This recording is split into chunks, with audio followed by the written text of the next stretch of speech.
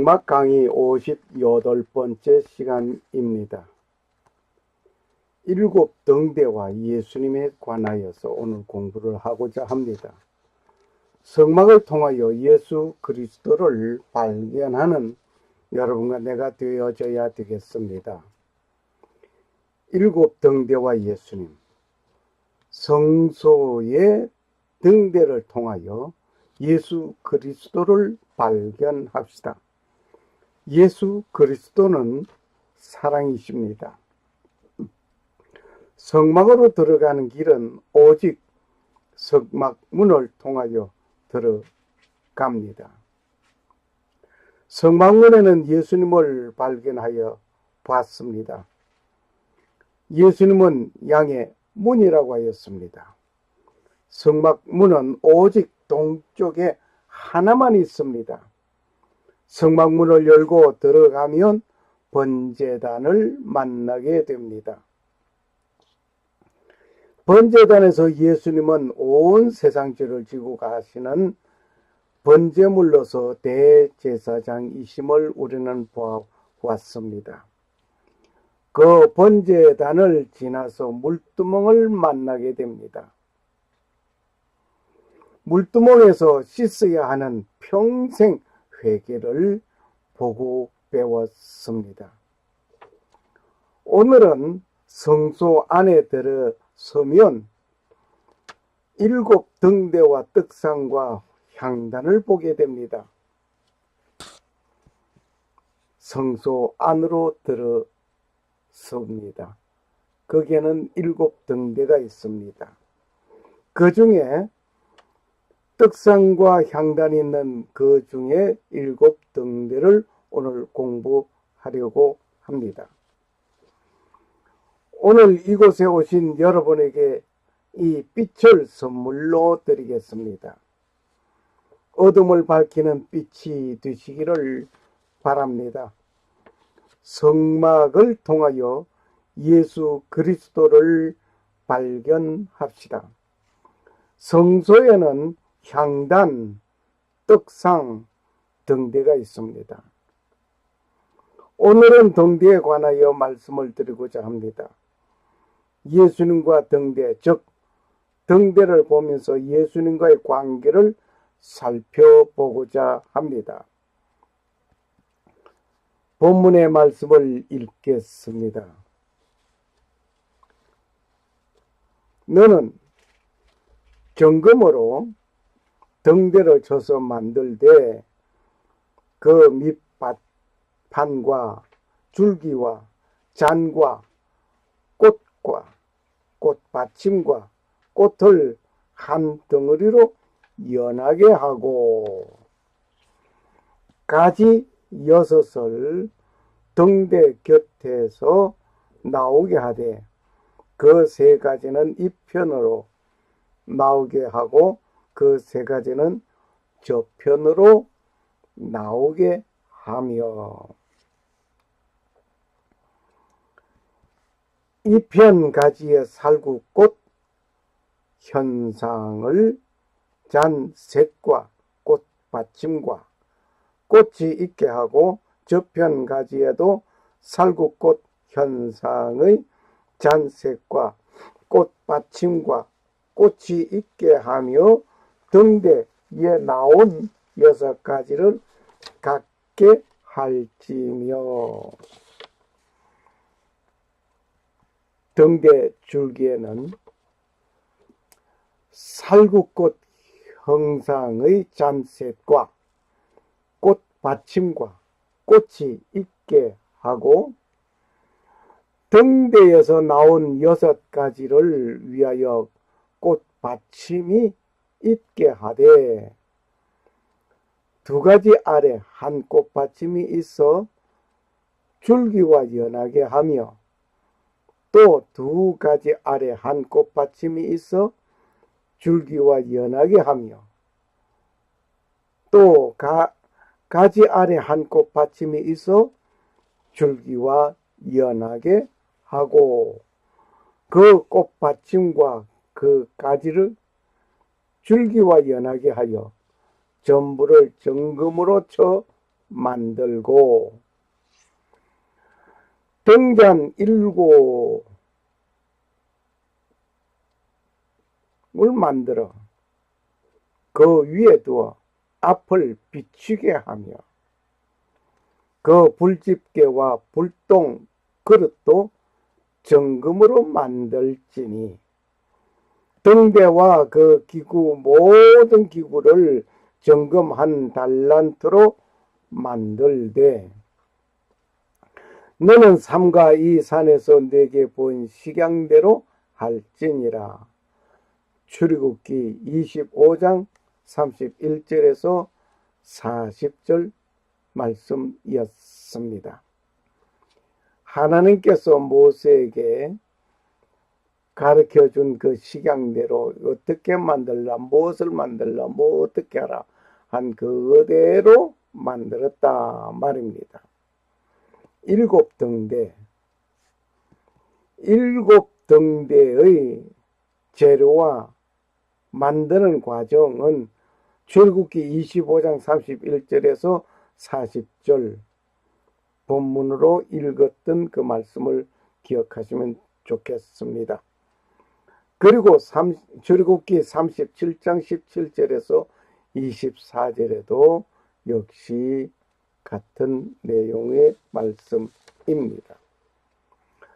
등대 재료와 만든 과정, 등대 재료와 만든 그 과정, 등대를 금촛대라 라고 말을 하고 있습니다. 촛대라고 하였으니 초를 꽂는 촛대는 아닙니다. 오직 등대에서 기름을 태워 불을 밝히고 있다는 것은 당연한 것입니다. 등대의 무게는 정금 1달란트였습니다. 등대의 무게는 정금 1달란트. 정금 1달란트. 출애굽기 25장 39절의 말씀을 읽겠습니다. 등대와 그 모든 기구를 정금 1달란트로 만들되, 정금 1달란트로 만들라고 그랬습니다. 그러면 금 1달란트의 무게는 얼마나 되느냐? 금 1달란트의 무게는 약 27.99kg, 그러니까 약 28kg이라고 생각하면 되겠습니다. 1파운드가 0.3732kg 이며 한 달란트는 75파운드입니다. 여기에 사용한 기름은 무엇을 가지고 사용했는가 하니 감나무로 찌어낸 순결한 기름을 사용하였습니다. 그림을 보는 것과 같이 감람나무에서 열린 이 열매, 이것을 기름으로 짜서 불을 켰던 것입니다. 감람나무, 올리브라고 생각하면 되시겠습니다. 너희는 또 이스라엘 자손에게 명하여 감나무로 찌어낸 순결한 기름을 등불을 위하여 내게로 가져오게 하고 끊이지 말고 등불을 켜되. 출애굽기 27장 20절 말씀입니다.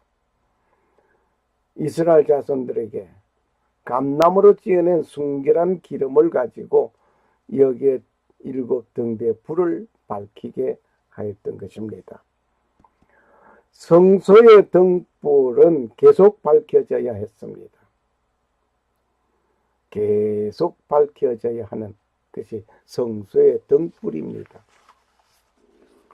밤이면 꼭 어김없이 이 성소의 등불을 밝히는 것입니다. 너희는 세상의 빛이라 라고 예수님께서 말씀하셨습니다.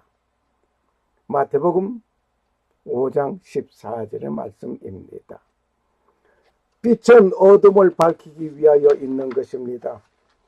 성도는 세상을 향한 빛으로 계속 밝혀져야 합니다. 등대는 예수님을 상징하고 있습니다. 즉 그리스도의 고난을 말하고 있기도 합니다. 등대를 만들 때 쳐서 만들었으니 출애굽기 37장 22절 그저 어떤 본을 만들어서 거기에 들어 부어 가지고 만든 것이 아니라 망치로 두들겨 치고 정으로 쪼아내고 그러면서 만들어냈단 말입니다. 그래서 이 등대는 일곱 등대는 예수님의 고난을 상징한다는 것입니다. 그리고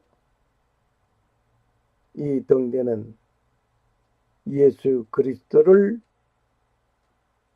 상징하고 있습니다. 그리고 빛이십니다. 예수 그리스도는. 내가 세상에 있는 동안에는 세상의 빛이라. 요한복음 9장 5절 말씀이었습니다. 세상에 있는 동안에 세상의 빛이라고 했습니다. 주의 말씀은 내 발의 등이요 내 길의 빛이니이다. 시편 119편 105절 말씀입니다. 등과 기름의 상징은 누구를 말하고 있나요? 등은 예수 그리스도를 상징하고 있습니다. 기름은 성령을 상징하고 있습니다. 왜 일곱 등을 만들었을까? 왜 일곱 등을 만들었을까?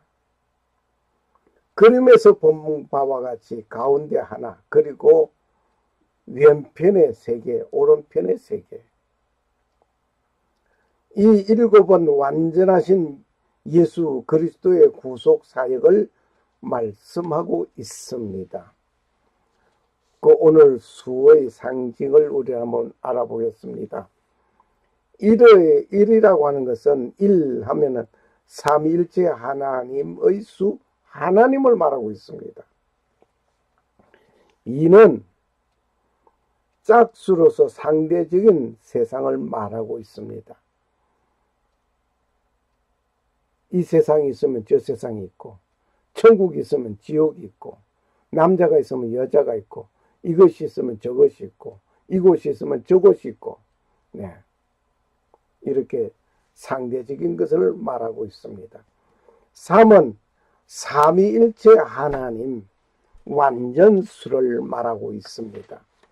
삼위일체 삼각형, 삼각형은 찌그러지지도 않습니다. 사각형은 한쪽 모서리에서 밀면 찌그러집니다. 그러나 삼각형은 찌그러지지 않습니다. 4는 고난의 수입니다. 예수님께서 40일 금식 기도를 하신 것은 그 고난 말로 표현 못합니다. 그리고 40년 광야 생활을 한 이스라엘 백성들, 애굽에서 400년 동안 종살이한 것들, 그리고 40에 하나 감한 매 등을 볼 때의 고난입니다. 고난의 수입니다. 5는 중앙의 수, 그러니까 1에서 10까지의 그 중앙의 수, 은총을 말하고 있습니다. 6은 인간 지혜 수입니다. 마귀를 상징하는 666이 있다는 사실도 우리는 잘 알고 있습니다. 7은 완전수, 7인, 7대접, 7나팔, 7년 풍년, 7년 흉년 등등을 들 수가 있겠습니다. 등대의 불은 우리가 한번 생각해 보아야 하겠습니다. 등대의 불이 어떤 때는 끄름도 나기도 하고 어떤 때는 불이 밝지도 못할 때가 있고 여러 가지가 있습니다. 여하튼 간에 등대의 불은 심지가 타야 불이 붙는 것입니다. 심지가 타지 않으면 불을 밝혀지지 않습니다. 또한 심지가 타게 되면 불똥이 생기게 됩니다. 이 불똥을 제거해 주지 않으면 역시 불이 밝지 못합니다. 그리고 끓음이 생기는 이유도 있습니다. 왜 끓음이 생기는가? 불똥을 제거하는 작업도 해줘야 하는 것이 분명합니다. 그러면 심지가 타야 불이 붙는다. 심지가 타지 않으면 불이 안 붙는다. 희생을 말합니다. 내가 희생하지 아니하면 그리스도의 빛을 비출 수가 없습니다. 심지가 타게 되면 불똥이 생기게 되는 것입니다. 등불에 호약불, 등불, 불을 켜보신 분은 알게 됩니다. 왜 끓음이 생기는가? 끓음은 왜 생기는가? 오늘 그 이유를 밝혀가면서 생각해 볼 말씀들입니다. 그리고 불똥을 제거해 주어야만 하는 것입니다. 너희는 세상의 빛이라. 산 위에 있는 동네가 숨겨지 못할 것이요. 마태복음 5장 14절의 말씀입니다. 너희는 세상의 빛이라. 예수님께서 우리를 향해서 말씀하신 말씀입니다. 세상의 빛이라고 했습니다. 너희에게 아직 빛이 있을 동안에 빛을 믿으라.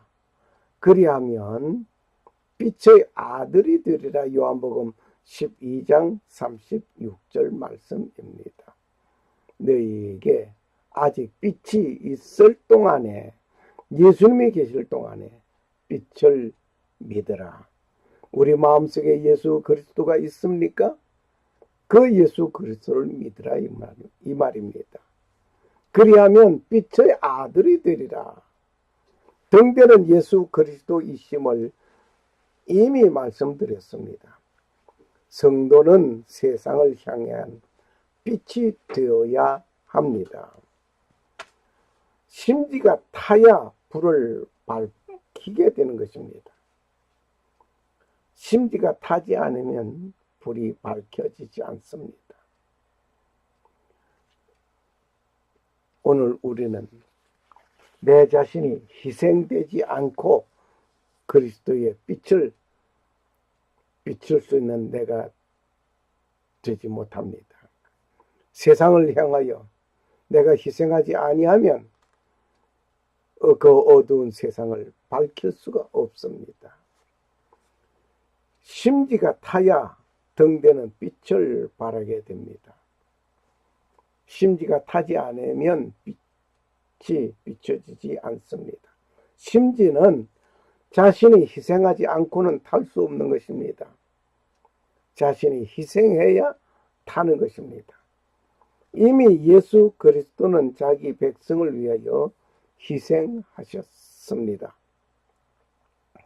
세상의 빛 대신 예수 그리스도의 제자는 빛으로서 세상을 밝히기 위하여 희생해야 합니다.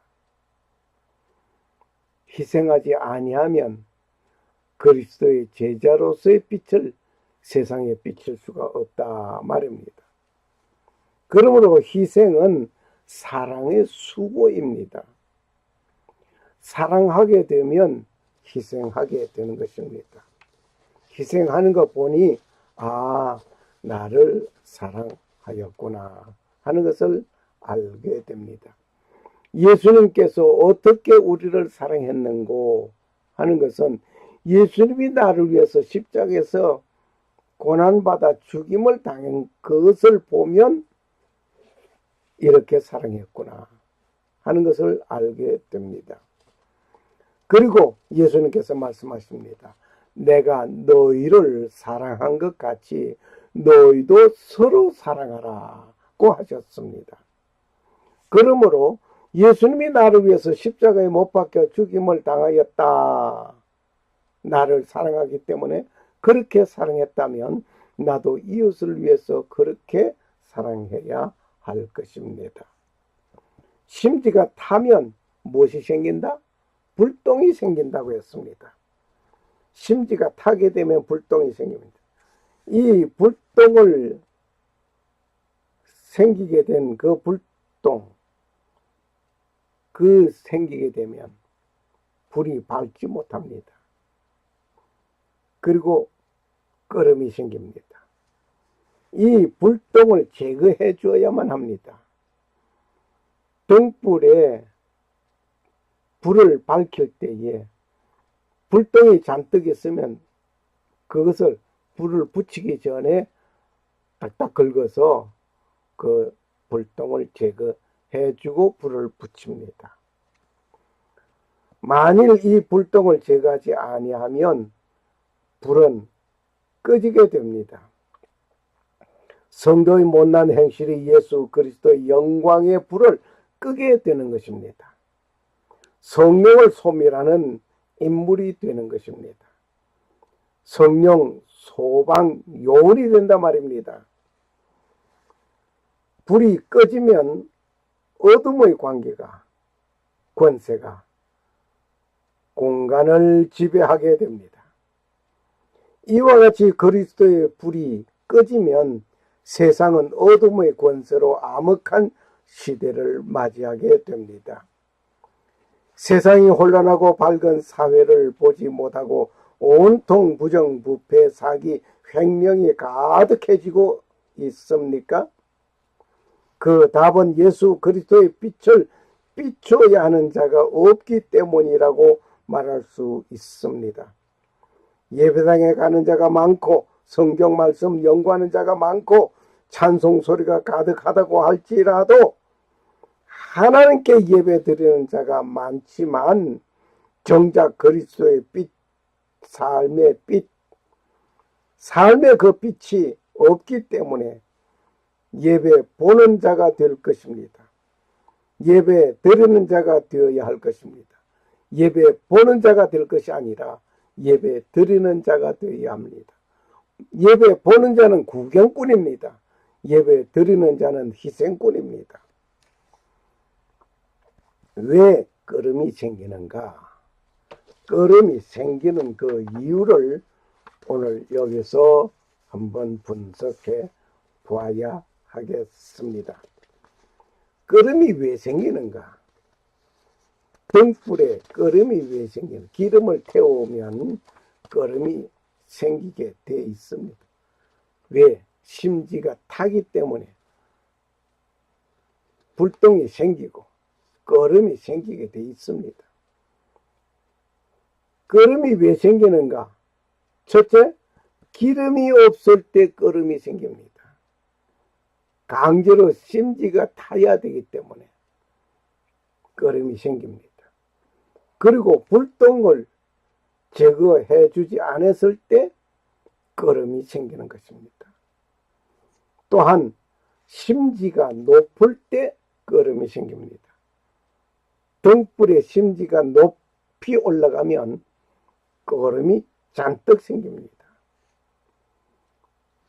오늘 불똥 제거 작업을 우리 한번 봐야 하겠습니다. 불똥을 제거하지 않으면 불이 밝지도 못하고 추후에 심지가 타다가 끓음이 생기고 불이 꺼집니다.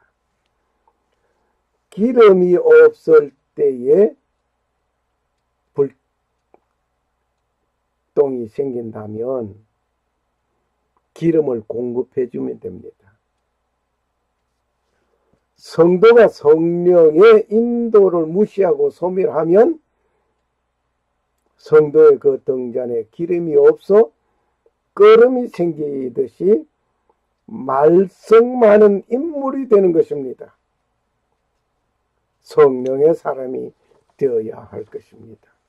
너희가 그리스도의 사람이 되기를 원한다면 그리스도의 영이 있어야 합니다. 그리스도의 영은 성령을 말하고 있습니다. 심지가 높을 때 생기는 끓음, 성도가 교만하면 말썽의 인물이 됩니다. 하나님 앞에서 온유 겸손함을 배워야 할 것입니다. 하나님도 온유 겸손하셨습니다. 그런데 성도가 겸손하지 못하고 온유 겸손하지 못하고 교만하면 하나님을 대적하게 되고 하나님께서 그를 원치 않습니다. 나는 마음이 온유하고 겸손하니 나의 멍에를 메고 내게 배우라 그러면 내 마음이 쉼을 얻으리라. 마태복음 11장 29절 말씀입니다. 예수님께서 말씀하셨습니다. 예수님께서 나는 마음이 온유하고 겸손하다고 했습니다. 그리고 내 멍에를 메고 내게 배우라고 했습니다. 나를 배우라고 했습니다. 그리하면 내 마음이 쉼을 얻으리라. 우리 마음이 복잡하고 번잡하고 힘든 일들이 있습니까? 예수님을 배우시기를 바랍니다.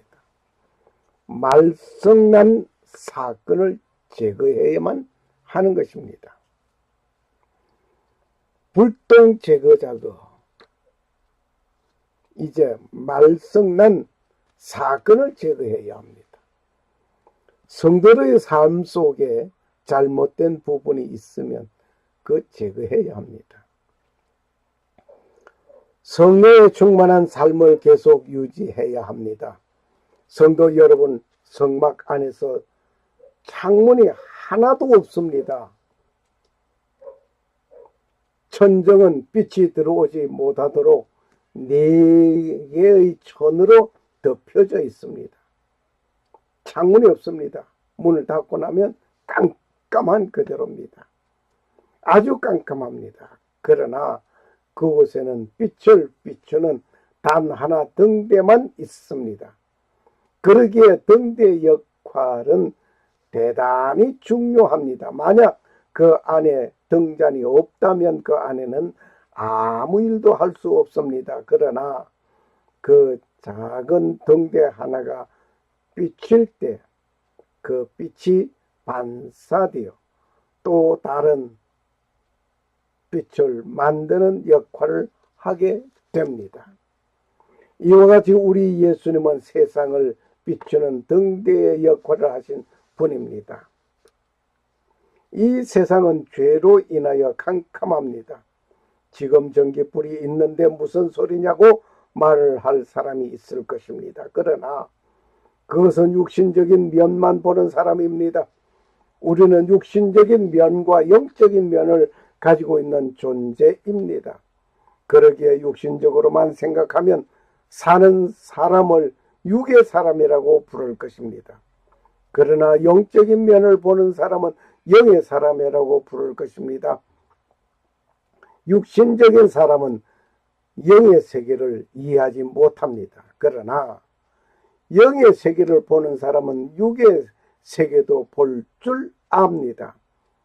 빛이 없는 암흑한 시대가 있었습니다. 그때가 언제입니까?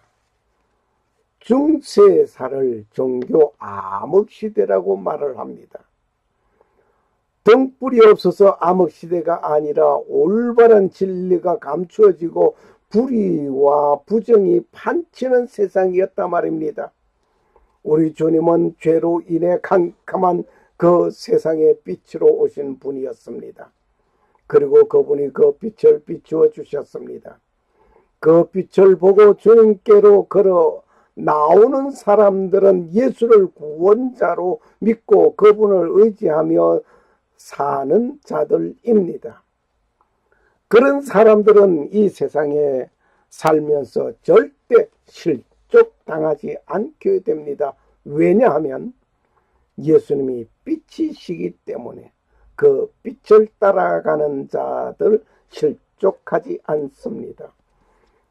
예수님이 가라사대 나는 세상의 빛이니 나를 따르는 자는 어둠에 다니지 아니하고 생명의 빛을 얻으리라. 요한복음 8장 12절 말씀. 그런데 예수님이 자신만 빛이라고 하지 않으셨습니다. 예수님을 믿는 자들에게도 빛이라고 불러주셨습니다. 왜냐하면 예수님의 빛을 받는 자들이기 때문입니다. 그러기에 믿는 자들은 작은 등불입니다.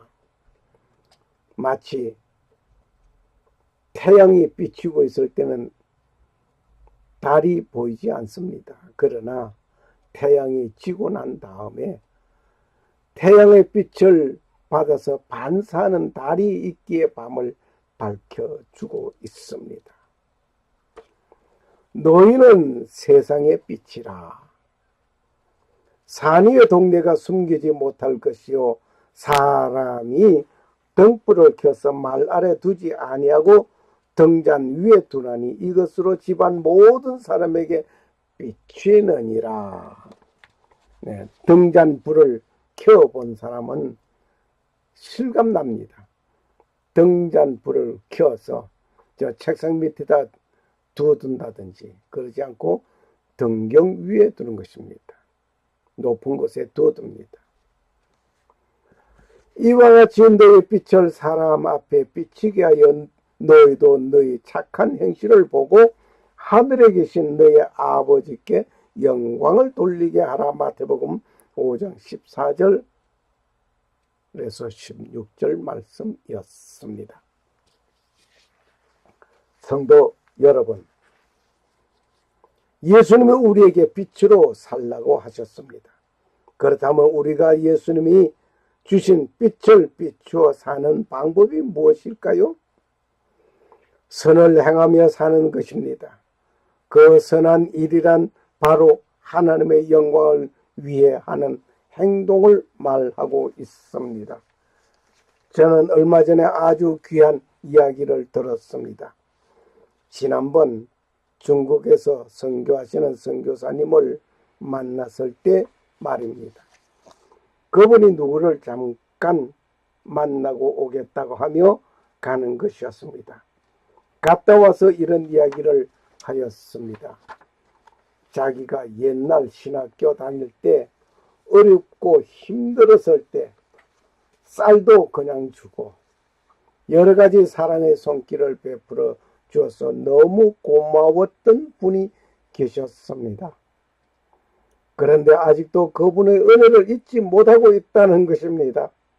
그래서 그분에게 잠깐 인사를 하고 오겠다고 하며 갔다 온 것입니다. 저도 그분에게 대한 잘 알고 있는 한 분 중에 한 분입니다. 그런 사랑을 베푸는 것이 당연한 것입니다. 많은 사람들에게 숨어서 이름도 빛도 없이 사랑의 손길을 베푸는 멋진 분들 말입니다. 그리고 한두 번 하고 끝낸 것이 아니라 수십 년 동안 이런 사랑의 손길을 베풀고 있다는 것을 알게 되었습니다. 그런데 그분은 자기가 하는 것을 절대로 표시를 내지 않는 분이었습니다.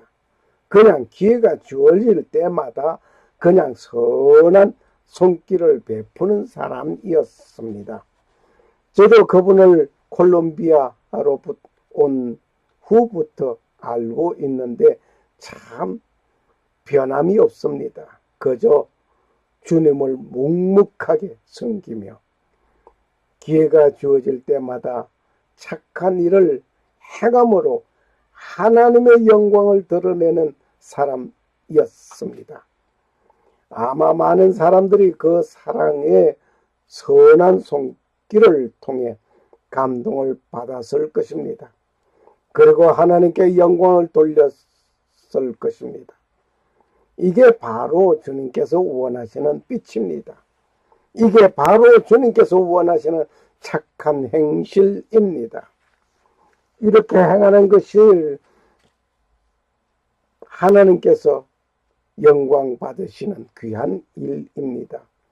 성도 여러분, 예수님은 이 세상에 빛으로 오셨고 그리고 그 사명을 우리 믿는 자들에게 맡기셨습니다. 맡기고 가셨습니다. 그러기에 어떻게 해야 주님이 이 세상을 비추신 것처럼 믿는 자들도 따라할 수 있을지 고민하면서 살아가야 할 것입니다. 지금 여러분의 등대는 불이 타고 있습니까? 불이 켜져 있습니까? 아니면 불똥이 계속 있습니까? 아니면 끓음이 생기고 있습니까? 여러분의 빛은 어떤 사람들에게 비추고 있습니까?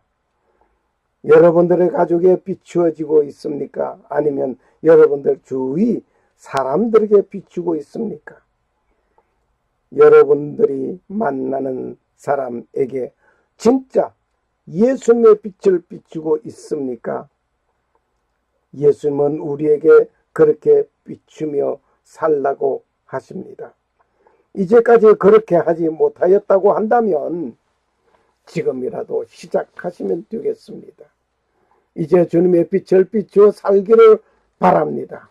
그래서 하나님의 영광을 드러내는 축복된 삶이 되기를 축원합니다. 너희는 세상의 빛이라. 산 위에 있는 동네가 숨겨지 못할 것이요. 마태복음 5장 14절 말씀입니다. 저 산 골짜기에 있는 동네가 아니라 산 위에 있는 동네, 어디서든지 보여집니다. 샬롬. 감사합니다. 할렐루야.